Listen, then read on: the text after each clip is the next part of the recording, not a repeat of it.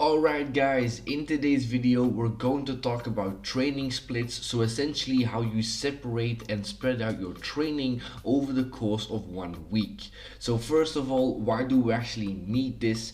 The very simple reason is that we want to spread out our training in a way that multiple sessions do not interfere with each other. So let's say on one day you work your weighted pull-ups, so you work a lot of your back and your biceps. You don't really want to be working those muscles for the next few days since they'll be recovering, and so you want to make sure that you train other muscles on the days following your pull workouts, and that is kind of where a split comes from.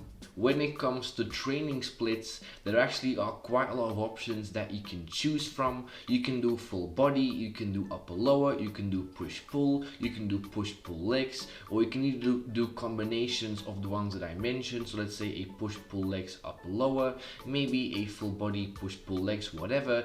There are a lot of things that you can actually choose, and the way that you choose the right one for you has to do with training frequencies. So how many times that you train every single week will really influence what kind of training split that you're going to choose. Also, enjoyment and adherence are quite important things to keep in mind whenever you're choosing a training split, since really the only way to get stronger is to train for a long period of time, and in order to do so you have to also enjoy your training. And then the last thing is going to be exercise frequency. So let's say that you want to squat twice a week. That means you have to be able to fit in your squats in 2 workouts every single week. And then we arrive at the main point of this whole video. What is the best training split that you can do? Reality is that it really does not matter whatsoever which training split that you choose, as long as you can adhere to it and as long as multiple training sessions every single week do not interfere with each other.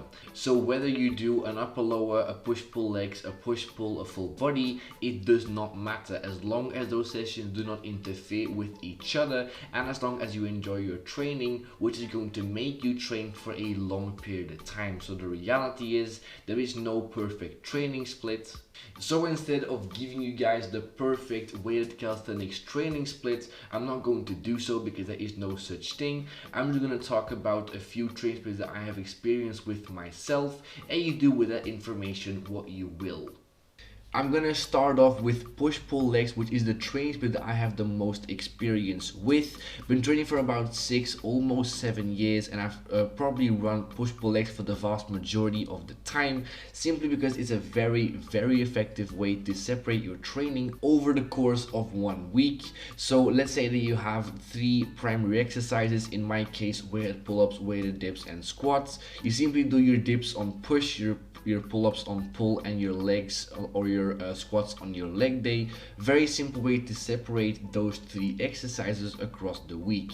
You can do this once a week, so 1 push, 1 pull, and 1 leg day every single week. This can actually work very well, especially for beginners who really don't have a need for a higher frequency. And once you become advanced, you can actually run this 2 times a week, so push pull legs every single week.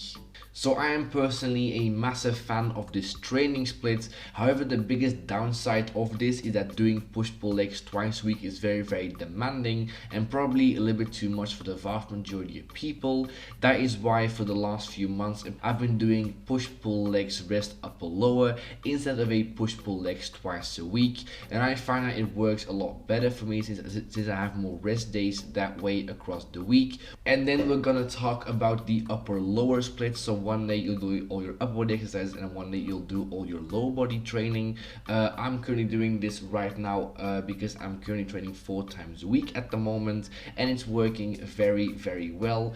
Once again, a very good way to separate and spread out your training across the week, and I'm really enjoying this at this point in time, especially upper body days. You get a massive upper body pump whenever you do an upper body workout.